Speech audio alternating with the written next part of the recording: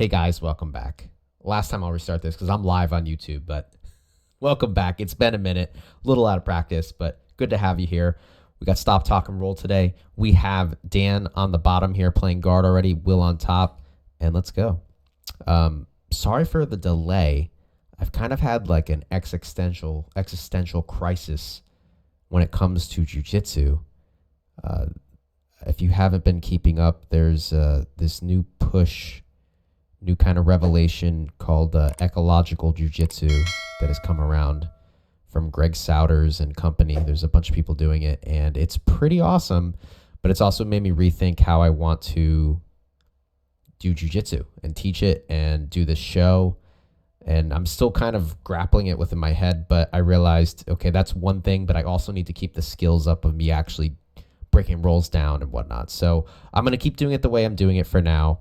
And that was a beautiful little takedown there, or sweep there. But I'm going to keep in mind the principles, and I'll make a video one day kind of explaining what it all means. There's a lot of information out there. It's slightly difficult to parse through because there's just a lot of it, and it's in the form of like hour-long podcasts right now, which isn't the best way to check it out. And there's a lot of information out there in books, in various forms. Honestly, the best way to get good at anything, like making these videos or getting good at jiu-jitsu or learning how to teach or coach in a different manner, is just to go and do it. So I'm going to try to implement it. We'll see how it goes. Right away, I love this. So one of the main things that, trying to understand what grappling is in and of itself, right? Like, what is grappling? And Greg Souders said it really well that, the sport that we're doing, the activity we're doing is grappling, and the philosophy that we do it under is jiu-jitsu. So using jiu-jitsu principles and using the principles of, what we learn in jiu-jitsu and how to grapple somebody. So essentially what Dan's doing here is the first step, which is creating and maintaining connection. So what does that mean? Dan's grabbing Will's leg, right? So he's creating a connection by grabbing his leg, and then he's going to look to maintain it, okay?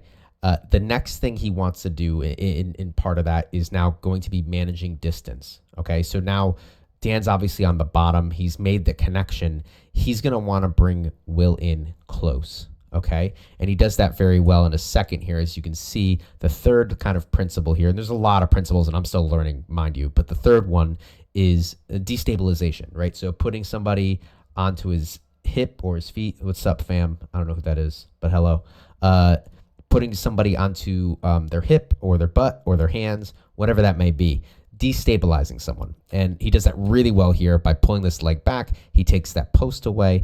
There's nothing for Will to keep himself standing, right? So he's creating, maintaining connection, managing distance. He pulls him in tight, and Will goes right down to his butt. Now, the next component right there, and I'm not going to break down every single sequence this tightly, but right, so we created, maintained distance, we pulled him in, and then we lost the connection. We gave the connection up, all right, and we weren't able to manage distance, or that's from Dan's perspective. From Will's perspective, he disconnected, right? So he was managing connections in a different way where he wanted to disconnect, okay? So it eliminated a connection and managed distance in a slightly different way. He was in a very compromised position there, so gets back up, and we're going again. And that's what the grip fight is essentially, right? Is creating, maintaining connections and managing distance in different manners. And once that's done, destabilizing from there. What Will wants to be doing on top is getting either chest-to-chest connection or chest-to-back connection, right? So this is really good, covering the back. This is one of the kind of the epitomes I had when I was doing this training, is you're always looking to cover the back in some capacity when you're on top, okay? So you're the top player. You want to make sure that their back is covered either by the floor or by your chest, okay? If it's covered by the floor, that allows you to get access to pins and chest-to-chest connection. And if your chest is on their back, obviously what that implies is that you have back control, okay? The next thing too, this is so many things, little things to break down, but I guess this is a good episode back to kind of understand this, is different lines that you have to break, right? So initially for the passer, Will needs to get past the foot line, right? Then as he does that, he works up the ladder, if you will, and now needs to get past the knee line. And again, he's doing that by creating and maintaining connection, putting pressure forward, putting Dan onto his back, which is great. And now I'm getting in front of the hip line. So feet, right? The feet, the knee line, and then the hip line. And then Will is completely in front of that now. So now what both players should be doing, look, Will is looking to get chest to back connection or keeping a pin.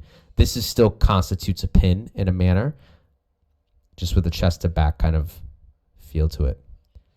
And then once that's established, right? Once chest to back or chest to chest is established, like so, all right, you're looking to attack the extremities, so the limbs and the head.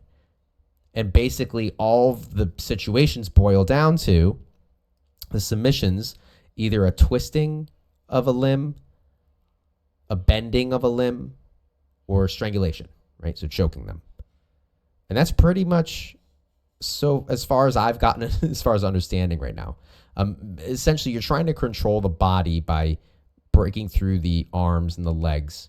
That's what passing is. That's what when you're pinning, getting away frames. And then on the bottom, trying to get these limbs back in, which is what Dan was able to do here. So he's able to re-guard by getting his legs back into play, both hunting for that inside control. So they both kind of, Dan's got one leg inside right now. Will's got one leg inside. So kind of that tied thing. This is definitely going to help because I'm just sitting here watching this and definitely thinking about these principles and this principled approach to jiu-jitsu. I mean, this is just the understanding of the game right now. Oh, this is so good. I'm glad I'm doing this. This is so much better. Because I'm not going to get into it right now, but there's a whole paradigm shift in how you want to... I got to shift sides. Let's see if this is going to mess up. Is my pen still here is the question. Okay, good. We still got it. I'm going to let this play for a second as I think. Sorry. We'll podcast it out here as, again, Will's maintaining good pinning pressure right now. And Dan's trying to get his frames back in, right? Trying to get connection to get back through. So this is going to be a good framework to help me understand what I'm looking at, because basically the paradigm shift is, I was getting that before. The paradigm shift is that we teach a little differently now, right? So instead of just teaching technique, we put our athletes in games, in specific constraints, task-oriented games with an understanding of what their objective is or what they want to do. But instead of telling them the answer or proposing a problem, we're giving them some tasks that they need to do to solve the problem, and then their body self-organizes or their body figures it out. They're able to figure it out using the movements or the tasks at hand to achieve a win or achieve the task in the game. I'm not explaining it very well, but this is kind of, the first time I'm saying this out loud as I've been thinking about it deeply. So yeah, basically looking at these games, and sorry, this is going off screen. There's the camera it doesn't go any further. Looking at them roll right now, it's going to help me better understand what is grappling. And that sounds weird coming from a black belt, I know, but like it was, learning all this stuff has been eye-opening that like I don't fully, I understand what grappling is, but I understand it from the context of technique that I've been taught, rather than, I shouldn't say that. I understand some parts of it on a deeper level, but I guess I don't understand. I need to better understand, I should say, what grappling is. Like, what are we trying to do when we grapple? Obviously, make the other person submit, whatever, through control. But boiling that down to like, what are the bare minimum things that we need to do that help us achieve that goal? That's what grappling is, and that's what I should be doing as a coach. I just totally talked over this whole round, Dan and Will. I hope you enjoyed that. But it is what it is. Like, subscribe, do all the things. I'm still here live, but I'm just going to stop recording for now.